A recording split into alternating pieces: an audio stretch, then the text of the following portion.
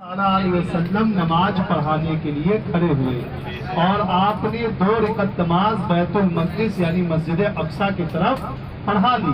تیسری رکعت نماز میں آپ کے دل میں خیال آیا کہ کاش میرا قبلہ ابراہیمی ہوتا، مسجد حرام بیت اللہ شریف خانہ کعبہ ہوتا، اور آپ اپنی نگاہوں کو آسمان کی طرف اٹھاتے اور جھکاتے۔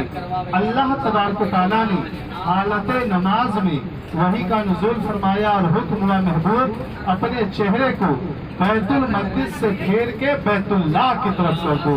جب حکم الہی ہوئی، وحی کا نزول ہوا، تو آقا کریم صلی اللہ تعالی علیہ وسلم نے اپنے چہرے کو بیت المقدس سے پھیر کے بیت اللہ کی طرف کر دیا۔ اب آخر کی 2 رکعت نماز آپ نے خانہ کعبہ کی طرف پڑھائی، جو صبح قیامت تک ہم سب کا قبلہ ہے۔ اس لیے اس کو مسجد قبلتین کہتے ہیں، 2 قبلے والی مسجد، کیونکہ ایک نماز میں 2 قبلے تھے، پہلی 2 رکعت بیت المقدس اور آخر کی 2 رکعت بیت اللہ شریف خانہ کعبہ۔ اب سوچئے ہم اور آپ کس کے لیے عبادت کرتے ہیں؟ کس کے لیے کرتے ہیں؟ اللہ کے لیے۔ بس ان کو سمجھ میں آیا، باقی سب سو رہے کیا؟ اللہ کی عبادت کرتے ہیں نا، اللہ کو راضی کرنے کے لیے کرتے ہیں۔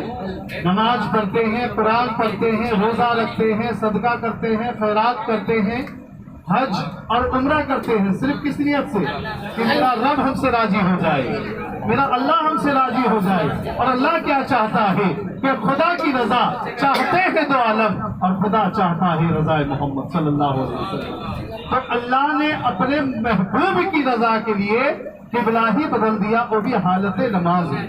جس نماز میں ہم اپنے پیر کو آگے پیچھے نہیں کر سکتے، جسم کو حرکت نہیں دے سکتے، نظر کو ادھر ادھر نہیں کر سکتے، اس میں رب فرماتا ہے محبوب میری نماز بعد میں ادا ہوگی، پہلے میرے محبوب کی رضا پوری ہوگی۔ تو اللہ پاک نے اپنے محبوب کی رضا کے لیے قبلہ ہی بدل دیا، سبحان اللہ۔ اس لیے اس کو مسجد قبلتین کہا جاتا ہے۔ الحمدللہ ہم اور آپ مدینے کی گلیوں میں ہیں۔ مدینہ کہتے کس کو ہے؟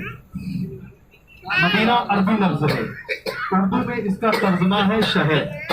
مدینے کا مطلب ہوتا ہے شہر۔ کوثر بھائی وہی باغ چل رہا ہے، کیا ہوتا ہے مدینے کا مطلب؟ شہر۔ اس سے پہلے اس جگہ کا کیا نام تھا؟ یثرب۔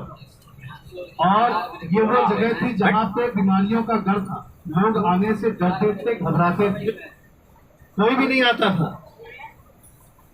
آپ صلی اللہ تعالی علیہ وسلم کے والد محترم حضرت عبداللہ بھی یہی بیمار ہوئے اور ان کا انتقال بھی یہی ہوا۔